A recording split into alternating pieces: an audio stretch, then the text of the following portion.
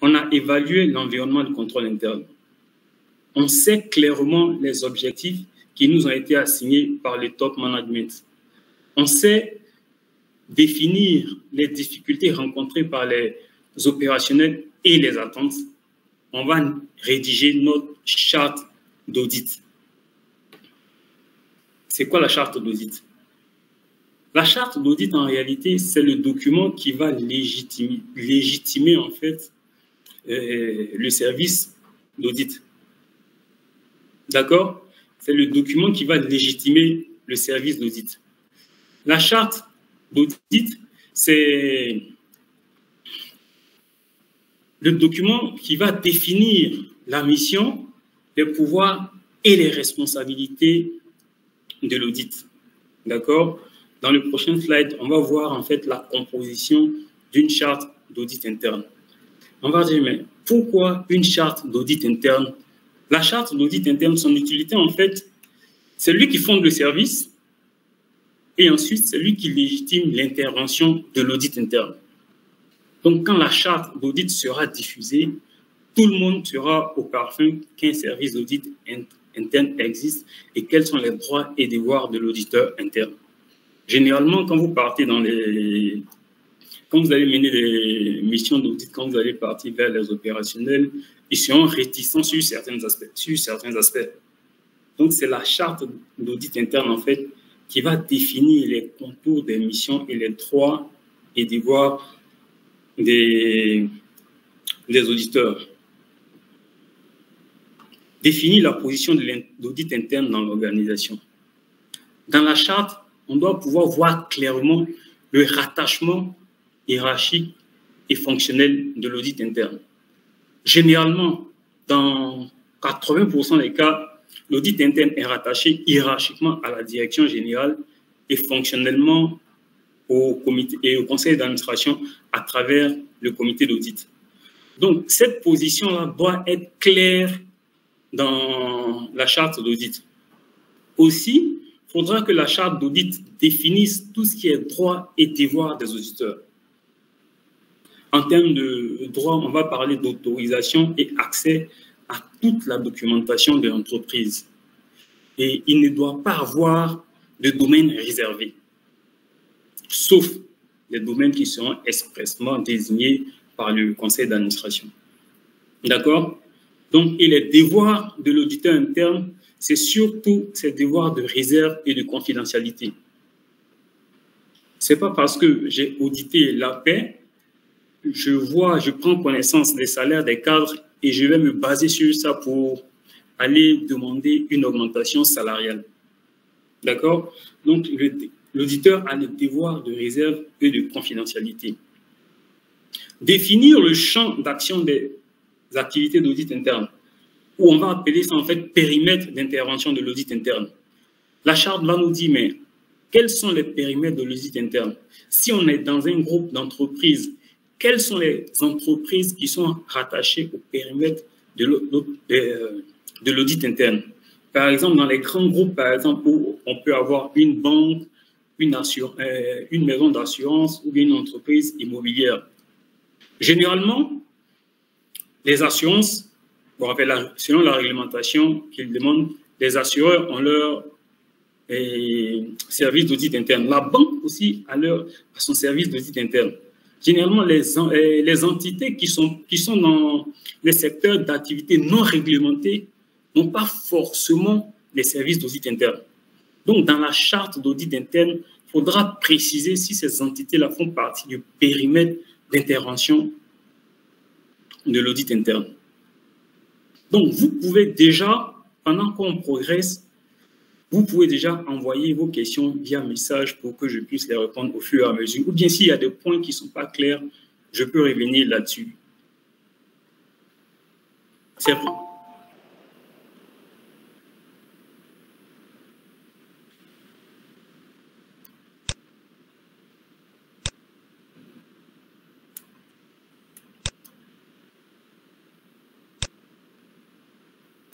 D'accord. Qui rédige la charte d'audit interne?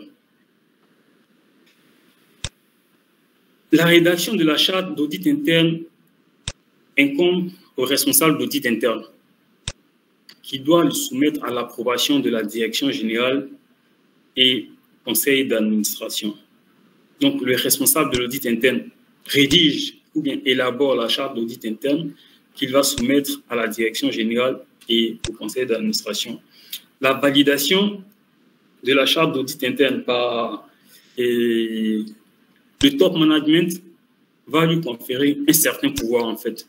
Donc, c'est une manière de dire que nous donnons quitus, en fait, à l'audit interne pour mener ses missions. Et la norme, en fait, qui exige l'élaboration d'une charte d'audit interne, c'est la norme 1000. La norme 1000 nous dit la mission, les pouvoirs et les responsabilités de l'audit interne doivent être formellement définis dans une charte. Vous verrez que, par exemple, chez certaines personnes, la charte d'audit interne va être la première étape de la mise en place d'un service d'audit interne. Nous, ici, moi, personnellement, je préfère commencer par l'évaluation de l'environnement au contrôle interne, mais dans certains cas, la charte d'audit interne sera la première porte, en fait, de la mise en place du service d'audit interne, en fait. Donc, les étapes que je vous donne ici, en fait, il y a certaines étapes qui se rejoignent. Mais j'ai préféré, comment on appelle ça, diminuer et détailler, en fait, les différentes étapes pour que les juniors qui sont avec nous puissent mieux comprendre. Donc, la norme précise également que la charte doit être revue périodiquement. Donc, la charte, en fait, n'est pas figée, d'accord? En fonction de l'évolution de la taille de l'entité d'audit interne, en fonction de l'évolution même de l'environnement de l'entreprise, la charte doit être révisée, d'accord? La charte doit contenir un certain nombre d'éléments importants. D'abord, il faut rappeler le cadre de référence international de la pratique professionnelle de l'audit interne. C'est ce cadre-là qui donne les orientations des missions de l'audit interne, en fait. La charte doit rappeler ce cadre-là, le cadre de référence international de la pratique professionnelle de l'audit interne. La charte, en fait, peut aussi rappeler certaines normes, notamment le référentiel COSO ou bien le référentiel SOX. D'accord. Donc, la charte va définir l'audit interne, son rôle et les objectifs qui lui ont été assignés par la direction. Ensuite, dans la charte, on doit s'attendre à voir obligatoirement, comme je le disais tout à l'heure, le périmètre d'intervention de l'audit interne, les droits et devoirs des auditeurs et le déroulement, la méthodologie d'une mission d'audit interne, en fait. Pour permettre, en fait, aux opérationnels de se familiariser avec la charte, il faut que la charte soit publiée obligatoirement, de préférence sur le réseau Internet ou bien à travers un séminaire de formation ou bien de sensibilisation. Parce que les auditeurs et les opérationnels, en fait, doivent savoir, en fait, c'est quoi l'audit interne, doivent enlever dans leur tête ce cliché d'auditeur policier ou gendarme. D'accord? Donc, la charte va permettre aux opérationnels de mieux cerner, en fait, les activités d'audit interne et les méthodologies de l'audit interne.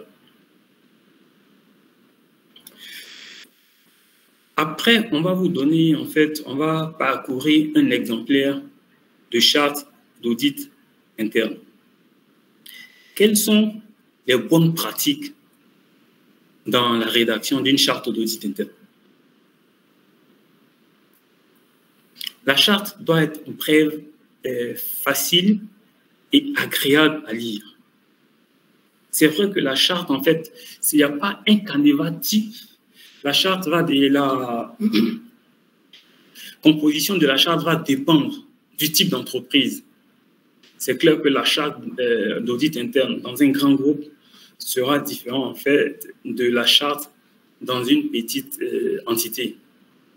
Mais ce qu'il faut savoir, c'est que la charte doit être relativement brève, facile et agréable à lire. Il ne faut pas que ce soit encore comme un gros manuel de procédure lassant. D'accord? Dans la charte, il faudra spécifier les objectifs et le périmètre d'intervention de l'audit interne. C'est très important lorsque nous sommes dans un groupe d'entreprises où il y a des entités qui n'ont pas de service d'audit interne.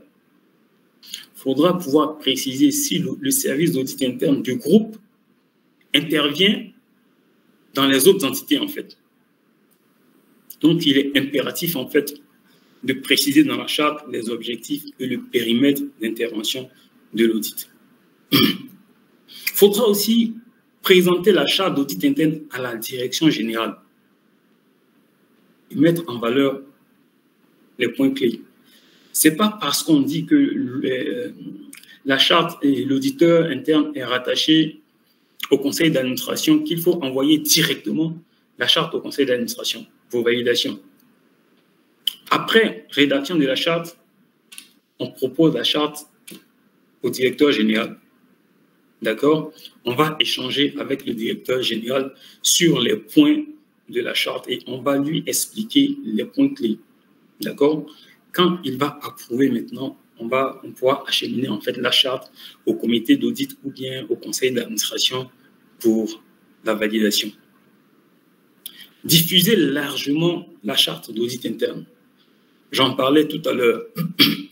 Il est impératif de diffuser largement la charte d'audit interne.